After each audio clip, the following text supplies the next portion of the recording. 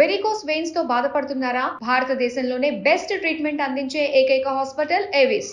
నమస్తే రమ్మగారు. నమస్తే రమ్మగారు, ఏదైనా మంచి స్టోరీ చెప్తారా? నందో రాజా భవిష్యత్తు. ఇది మనం వింటుంటాం. అవును. దీన్ని ఎక్కడ వాడతాం? సాధారణంగా రేపేమవుతుందో తెలియదు, రేపేదైనా జరగచ్చు. దీన్ని మనం ఏమో గుర్రం ఎగరవచ్చు అనే విషయంలో కూడా దీన్ని వాడుకుంటాం. ఇప్పుడు ఉన్న ఈ సిచ్యువేషన్ ప్రకారం చూస్తే జీవితం మీద ఆశ లేనట్టు అయిపోయింది, ఇంకేం లేదనిపిస్తుంది. అట్లా నేలకోలుకు వచ్చేసి నిరామయంగా బిక్కామయంగా అయిపోయిన ప్రపంచం ఒక 6 నెలలు, సంవత్సరం, 2 ఏళ్ళు గడిచేసరికి మళ్ళీ మొలకలు వచ్చేస్తాయి చేయ, మళ్ళీ మామూలు అయిపోతుంది. ఏవో కొత్త ఆశలు వచ్చేస్తాయి. మనం ఏంటంటే తాత్కాలికంగా నమ్మము. రేపు అక్కడ ఏదో అద్భుతం జరగబోతుంది, అద్భుతం కాదు మార్పు వస్తుందని కూడా నమ్మం. అవును అవును. నమ్మక ఏం చేస్తారు ప్రజలు? ఓ పిల్లాడు పిల్ల ఉంటారు, చిన్నపిల్లలు, భర్తతో ఏదో తగాదా, అత్తగారితో ప్రాణాలు తీసేసుకుంటారు. కొద్దిగా ఓపిక పడితే భర్తలో మార్పు రావచ్చు, అత్త మామ పరిస్థితులే మారిపోవచ్చు, వాళ్ళు పోవచ్చు, వీడు పోవచ్చు, ఇది కావచ్చు, ఎక్కడి నుంచైనా డబ్బు వచ్చి పడిపోవచ్చు, ఏమిడైనా జరగచ్చు కదా. కానీ మనం దాని మీద ఆశ పెట్టుకోం. అసలు వెయిట్ చేయండి అమ్మగారు. ఇప్పుడు కోపమైనా చూడండి, కోపం వచ్చిన వెంటనే వాళ్ళని అడిగేసి కడిగేసి ఏదో ఒకటి చేసేయాలి. మనకు బాధ కలిగిన ఏ పూట కూరుకుంటే రేపొద్దున వాళ్ళే సారీ చెప్తారు, సారీ చెప్తారు. చచ్చినా మనం ఆగలేమండి. ఈ వాక్యాన్ని ఆ సందర్భంలో వాడతారు. ఇది ఎక్కడిది అని నాకు ఎప్పుడూ డౌట్. ఈ నందో రాజా భవిష్యత్తు అని మన ఈయన పేరేంటి, విశ్వనాథ్ సత్యనారాయణ గారిది ఒక నావెల్ కూడా ఉంది. ఎప్పుడు నాకు సందేహం, సంతమామలో ఒక కథ దొరికింది. అదే రియల్ అని నేను అనుకోను, కానీ కనెక్షన్ బాగుంది. పూర్వం అట ఉత్తుంగభుజుడు అని ఒక రాజుగారు ఉండేవాడట. ఆయనకి 2 భార్యలు, పెద్ద భార్యకో కొడుకు, చిన్న భార్యకో కొడుకు కూడా ఉన్నారు. చిన్న భార్య అంటే మహాద్భుత సౌందర్యవతట ఆవిడ. పెద్ద భార్యను వివాహం చేసుకున్న తర్వాత ఆవిడ పట్టపురాణి అయ్యాక ఈయన ఎక్కడో వలపించుకుని ఆవిడని చేసుకున్నాడు రెండో భార్యని. ఆవిడ ఎంత అందగత్తో, పెద్ద ఆవిడకి అసలు ఏమీ విలువ లేదు, మర్యాద లేదు, గౌరవం లేదు, భర్తకు ఆవిడంటే ప్రేమ లేదు. పెద్దవాళ్ళు చేసిన పెళ్ళి, ఇది నేనే ప్రేమించి చేసుకున్నా అని ఎప్పుడూ చిన్న భార్యకే పట్టం కట్టేవాడు. ప్రేమగా ఉండేవాడు, ఆవిడతోటే స్పెండ్ చేసేవాడు, ఈవిని కసిరేసేవాడు. ఆమె ముందు ఈవిని ఎప్పుడూ చిన్నబుచ్చేవాడు. అట్లా చేయకూడదు. ఆవిడ గౌరవం ఆవిడది, నీకు ఈవిడంటే ఇష్టం ఉంటే ఉండొచ్చు కాక, అంతేగా. కానీ అలా బిహేవ్ చేసేవాడు. అయితే చిన్న పిల్లాడైన ఈ పెద్దరాణి గారి కుమారుడి పేరు నందుడు. వాడికి ఆశ్చర్యంగా ఉండేది తండ్రిలో ఉన్న కనపడే ఆ లక్షణం చూస్తే. తనని లక్ష్య పెట్టకుండా తన తమ్ముడిని, పింతల్ని తండ్రి ఎక్కువ లక్ష్య పెడుతున్నాడు అనే విషయం చిన్న మనసులోనే అబ్బాయికి అర్థమయ్యి ఉండే. అలాగే ఇంకేం చేస్తారు, ఆవిడ దిగులు పడుతూ దుఃఖపడుతూ ఏదైనా పీటల మీద కూర్చోవాల్సి వచ్చినప్పుడు మాత్రం భర్త పక్కన కూర్చుంటూ సరైన గౌరవం లేక అలాగే బాధపడుతూ ఉండేది. పిల్లాడు ఉన్నాడు, పెంచుకుంటూ నలుగురి కోసం అంతే, అలా ఉండేది. అయితే ఇట్లా జరుగుతూ ఉండగా ఏమైందట, ఒక చీరల వర్తకుడు ఒకడు వచ్చాడు. అబ్బో అద్భుతమైన చీరలు తెచ్చాట. ఎంత అద్భుతమైనవో! 1000 వరహాల విలువైన ఒక చీరని చిన్నరాణి గారికి కొన్నారు రాజుగారు వాడి దగ్గర, ఆ వర్తకుడి దగ్గర. వాడు వీడని కూడా వ్యాపారస్తుడు పాపం, ఆయన మంచి మంచి చీరలు తెచ్చాడు.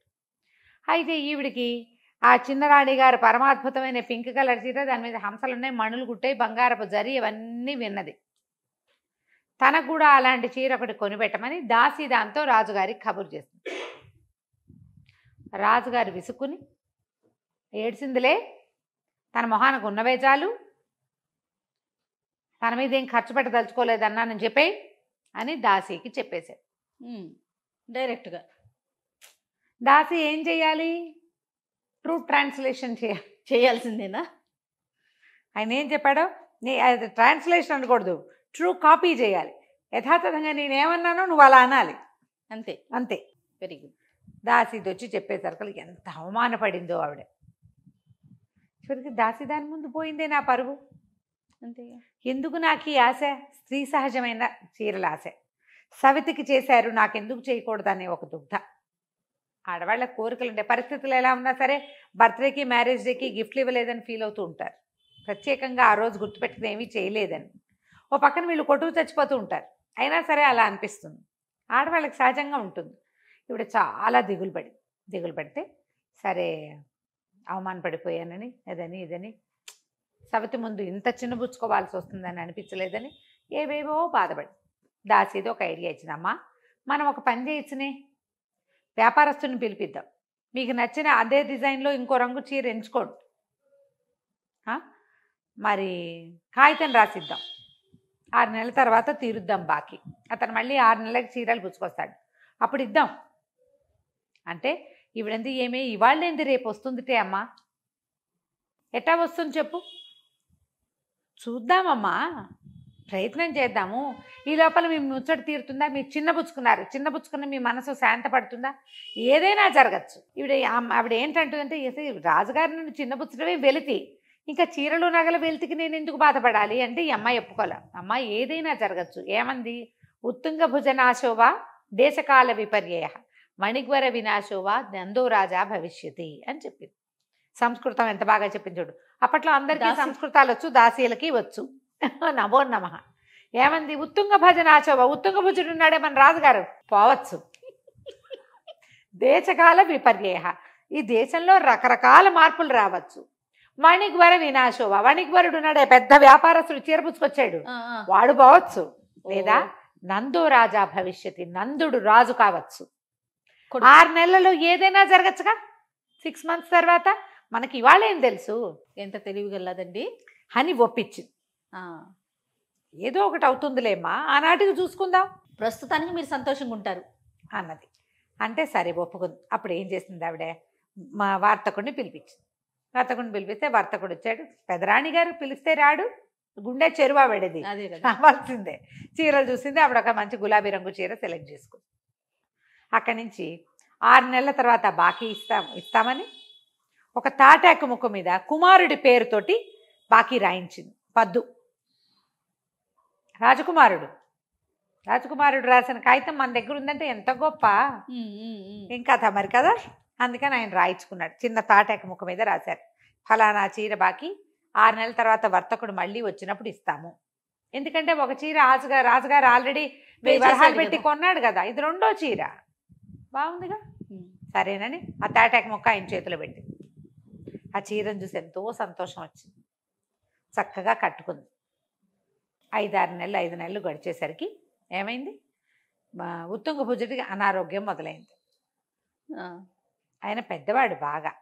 ఈ ఒక స్త్రీ మీద వ్యామోహము, రెండో వాళ్ళని నెగ్లెక్ట్ చేయడము, అవన్నీ ఏజ్ పెరిగే కొంతకి వస్తాయట అట్లాంటి లక్షణాలు. పెద్దది ముసలిదైపోయింది, చిన్నది ఎంగుగా ఉంది లాంటి భావాలు. ఈయన అనారోగ్యం వచ్చి బాగా ఇబ్బంది వచ్చేసింది ఆయనకి. అక్కడి నుంచి మంత్రుల్ని అందరినీ పిలిచి, నా పరిస్థితి బాగుండలేదు, రేపు కనుక నేను నశించిపోతే చిన్నరాణి రాజమాత అవుతుంది, చిన్నరాణి కొడుకే పట్టం కట్టండి అని చెప్పాడు.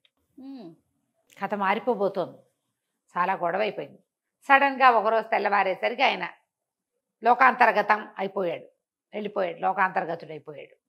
అయిపోగానే దేశమంతా గగ్గోలెత్తిపోయారు. ముందు రాజుగారి కర్మలు కాండలు అన్నీ జరగాలి కాదు, అక్కడి నుంచి కర్మకాండాలు చేశారు. కర్మకాండాల్లో ఎవరిది పై చెయ్యి, సాధారణంగా జ్యేష్ఠుడు. పిల్లవాడు ఇంత ఎత్తునున్నాడు, 14 ఏళ్లవాడు, ఏదైనా చెబితే చెప్పినట్టు చేస్తాడు, వినయశీలి, ఒదిగి ఉండటం అలవాటైన వాడు. చిన్నరాణి గారి కొడుకుకి 10-12 ఏళ్ళు ఉన్నాయి, వాడు ఉరమని పిడుగు, పైగా గారాబం, ఇదెందుకు చేయాలి అదెందుకు చేయాలంటాడు, చిన్నతనం. 14 ఏళ్ళు వచ్చిన వాడు 12-11 ఏళ్ళ వాడి కంటే పెద్దగా ఉంటాడు సహజంగా. పిల్లవాడు బాగా ఆకట్టుకున్నాడు ప్రజల్ని. నందుడు చక్కటివాడు, బుద్ధిమంతుడు.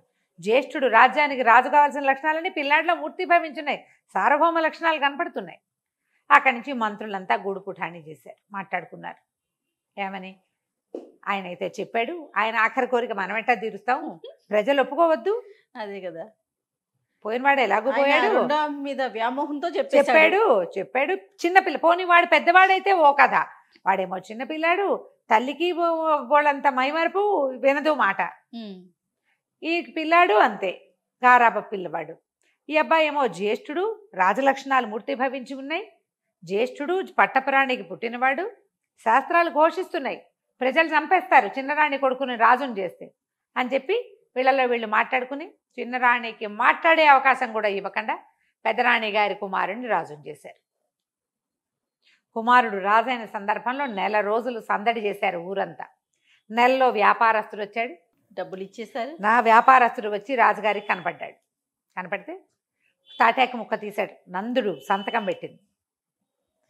100,000 వరహాలు ఇచ్చి తన మాట మీద 13 సంవత్సరాల పిల్లవాడి మాట మీద 6 నెలలు ఆగినందుకు అదనంగా ఇంకొక 1000 వరహాలు బహుమానంగా ఇచ్చాడు. మరి రాజు అదే కదా, రాజు ఏదైనా చేస్తాడు.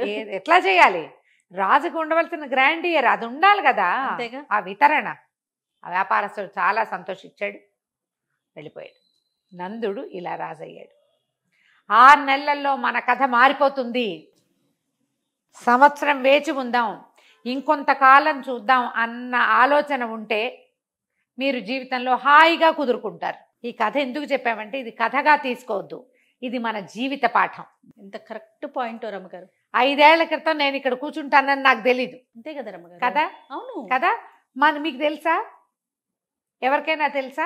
మనం ఏంటి అనేది మనకి ఎట్లా తెలుస్తుందండి? తెలీదు. రేపేంటి అనేది కూడా నీకు తెలీదే. రేపేంటో నీకు తెలీదు. నీకు తెలిసిందేంటి? Sunday, Monday, Tuesday, Wednesday, Thursday, Friday, Saturday, అది తెలుసు, అంతేగా. కానీ రేపటిని నువ్వు ఊహించగలవా? నువ్వు ఊహించింది ఏది అవ్వకుండా ఒక కొత్తదయ్యే అవకాశం ఉంది. ఆశతోటి బతుకు, మాట విసరకు, తొందరపడకు, తొందరపాటు చర్యలు తీసుకోకు, అక్కర్లేని వ్యవహారాల్లోకి దెక్కు, కొంప ముంచుకోకు, అంతే కదా రమ్మగారు. ఇప్పుడు జీవితాన్ని చాలించుకో. ఇది అసలు ప్రధానం కదండి, అది మెయిన్ పాయింటే అది. కాబట్టి ధైర్యంగా ఉండండి. నందో రాజా భవిష్యతి. బాబా ఎక్సలెంట్ స్టోరీ అండి. మీరు అన్నట్లుగా స్టోరీ కాదు, దీంట్లో ఉన్న నీతిని జీవిత పాఠం ఇది, అంతే. చాలా బాగుంది రమ్మగారు. నమస్తే. నమస్తే జయ.